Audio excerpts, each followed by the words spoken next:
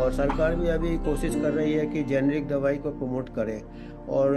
अक्सर NSQ not standard quality generic दवाइयों में ही ज़्यादा पाए जाते हैं। जो ब्रांडेड दवाइयाँ होते हैं, क्योंकि उनके क्वालिटी कंट्रोल ज़्यादा रहते हैं, उनके पास साधन रहते हैं, तो उनमें ये कम NSQ का कम होते हैं। पर जेनरिक दवाइयाँ भी कई टाइप के जेनरिक होते हैं, ब्रांडेड जेनरिक होते हैं, फिर जेनरिक होते हैं। तो हमारे इसमें इसके थोड़े क्वालिटी कंट्रोल हमारा थोड़ा चैलेंज है। तो अगर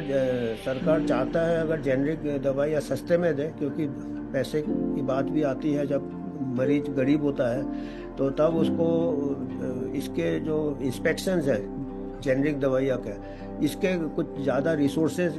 इसमें देने चाहिए। फूड ड्रग इंस्पेक्टर्स ट्रेनिंग देने चाहिए, बढ़ाने चाहिए, और इसमें थोड़ा ज़्यादा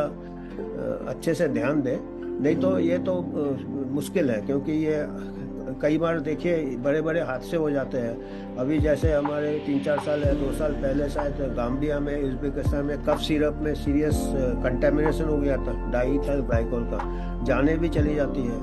और कुछ तो ऐसे हैं कि हमारे कानून भी थोड़े कमज़ोर है, कुछ हमारा डिटेरेंस नहीं है मैन्युफैक्चरर को ना। अभी नॉट स्टैंडर्ड क्वालिटी, जैसे मैंने कहा कि कई बार जानलेवा भी हो सकता है, क्योंकि मरीज का अगर बीमारी हो, जो सीरियस बीमारी हो, सीरियस डायबिटीज़ हो या इन्फेक्शन हो, उसमें अगर नॉट स्टैंडर्ड क्वालिटी अगर देंगे हम, नकली नहीं है दवाई, पर वो दवाई का जितना स्टैंडर्ड होना चाहिए उतना नहीं है, तो मरीज का जान भी जा सकती है। तो पहले अभी जो सरकार ने पिछले साल या 2 साल पहले उन्होंने कुछ कानून में कुछ चेंज किया है, जो ड्रग्स एंड कॉस्मेटिक्स एक्ट 1940 का है, उसका सेक्शन 27D, उसमें उन्होंने किया है कि क्योंकि पहले क्या था कि नॉट स्टैंडर्ड क्वालिटी अगर ड्रग पाए जाते थे तो मैन्युफैक्चरर को इम्प्रिजनमेंट भी हो सकता था। पर अभी उन्होंने उसको मॉडिफाई किया, अमेंडमेंट लाया है उस कानून में कि उनको कंपाउंड कर सकते हैं, यानी आप फाइन दे के निकल सकते हो। ये तो मेरे इससे ये ठीक नहीं है हमारे जैसे देश में, जहाँ पे कि कानून ऐसे ही बहुत इम्प्लीमेंटेशन बहुत कमज़ोर रहा है हमेशा। अभी आपको अगर मालूम हो 1986 में हमारे यहाँ डाईइथाइल ग्लाइकोल तो कई बार पॉइजनिंग हो चुके हैं, डेथ्स हो चुके हैं। तो सबसे लैंडमार्क क्या था, 1986 में JJ hospital, Bombay JJ hospital में 14 पेशेंट का डेथ हो गया था नॉट स्टैंडर्ड क्वालिटी, या इसमें तो मिलावट ही था डाईइथाइल ग्लाइकोल से। तो उसमें लेंटिन कमीशन सरकार ने बिठाया था, Bakhtawar Lentin, retired justice Lentin commission. तो 1990 में उन्होंने कई लोगों को दोषी पाया गया था, उसमें हेल्थ मिनिस्टर को भी दोषी पाया गया था, ड्रग कंट्रोलर जो थे स्टेट के ड्रग कमिश्नर, उनको भी दोषी पाया गया था, कई अस्पताल के जो कर्मचारी थे, डॉक्टर थे, उनको भी दोषी पाया गया था। तो वो 1990 में वो उन्होंने अपना रिपोर्ट पेश किया था और कहा था कि काफ़ी इसमें करप्शन है, पॉलिटिकल इंटरफेरेंस है, एरर ऑफ जजमेंट है, ह्यूमन ग्रीड है। उन्होंने काफ़ी स्ट्रॉन्ग रिपोर्ट लिखा था और उसके केस चल रहे हैं। आपको शायद ताजुब होगा, 1990 से केस चल रहा है, अभी 2024 हो गया, 34 ईयर्स हो गया, अभी भी बॉम्बे हाई कोर्ट में उसका केस का हियरिंग ही चल रहा है, अभी तक उसका निर्णय नहीं हुआ। तो अगर जहाँ पे जाने चली जाती है वहाँ पे अगर डिसीजन नहीं लिया जाता है तो आप समझ सकते हैं कि हमारा जो ऐसे एक डिटरेंट होना चाहिए। हम ये नहीं कह रहे हैं कि आप उसकी जान ले लो, पर कुछ तो पनिशमेंट होना चाहिए और क्विक डिस्पोजल होना चाहिए। और अभी ये जो अमेंडमेंट किया है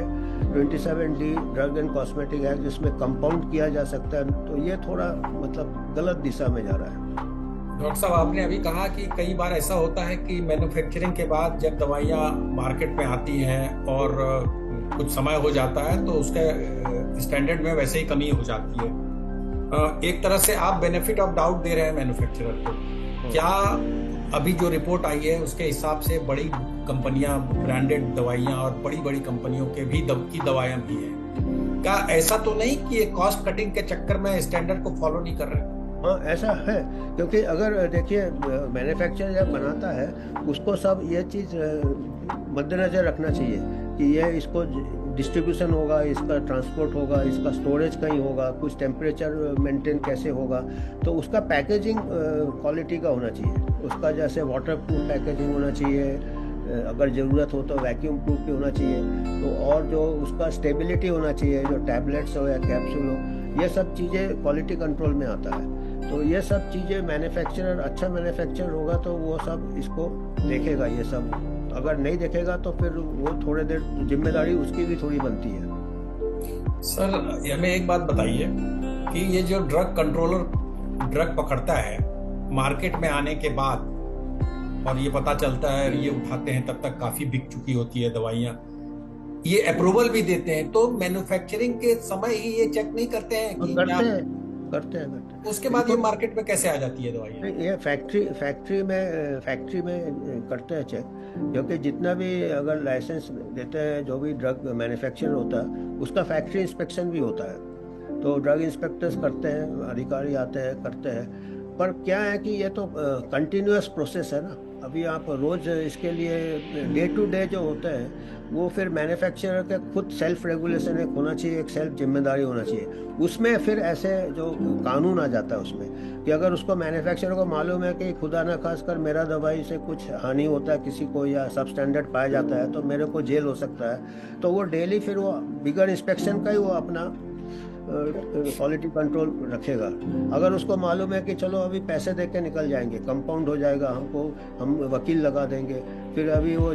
जैसे केस चल रहा है बॉम्बे हाई कोर्ट में 30 साल उससे चल रहा है, अरे चलो कुछ नहीं होता है, ये तो ऐसे ही कोर्ट में चलता रहता केस, तो फिर वो थोड़ा स्लैकनेस आ जाता है उसमें, और फिर प्रॉफिट के लिए क्वांटिटी में ज़्यादा वो ध्यान देता है, क्वालिटी में कम हो जाता है। सर आप जानते हैं इस देश में सेल्फ रेगुलेशन जो शब्द है वो सिर्फ किताबों में है और प्रैक्टिकल में वो नहीं होता है। आप बांग्ला में एक कहावत है, चोरी विद्या भालो विद्या ज्योति थोड़ा जाए, तो आप बताइए कि ये मुझे तो लगता है कि ये जानबूझ कर करते हैं, क्योंकि पहले भी कई मामले ऐसे आए हैं, ड्रग कंट्रोलर ने पकड़ा है और फिर वही हुआ कि उसको वापस लिया गया, ये बार बार होता है, लेकिन तब तक काफी दवाइयां बिक चुकी होती है और हम खा चुके होते हैं, नुकसान भी हो जाते हैं और पता भी नहीं चलता है। और आप बिल्कुल ठीक बोल रहे हैं, इसीलिए कानून का इम्प्लीमेंट फास्ट कोर्ट होना चाहिए और स्ट्रिक्ट जजमेंट होना चाहिए। इसीलिए ये जो अमेंडमेंट किया है section 27D drugs and cosmetic act 1940, ये गलत दिशा में जा रहे हैं, इसको और ढीला कर दिया कानून को। और दूसरी बात है कि आप डॉक्टर लोग को कहते हो कि वो फार्मा के साथ उठेंगे बैठेंगे नहीं, फार्मा का स्पॉन्सरशिप नहीं रहेंगे, और जो भी कुछ बीमारी हो जाता है, पेशेंट अगर सीरियस हो जाता है तो डॉक्टर के ऊपर ही सब दोष देते हैं। अब डॉक्टर बेचारा क्या करेगा, अगर ऊपर से जो पानी ऊपर से जो आ रहा है, दवाई आ रहा है, वही कॉम्प्रोमाइज़ हो जाता है। जैसे आप ऊपर से सप्लाई आपका गंदे पानी का है, आप नल को तोड़ के क्या करोगे, तो आपका जो है कि आप जो हमारे को जो कानून बनाए जाते हैं डॉक्टर्स के ऊपर बहुत स्ट्रिक्ट कानून बनाए गए कि कोई फार्मा से स्पॉन्सरशिप नहीं लेगा, कोई ठीक है नहीं लेना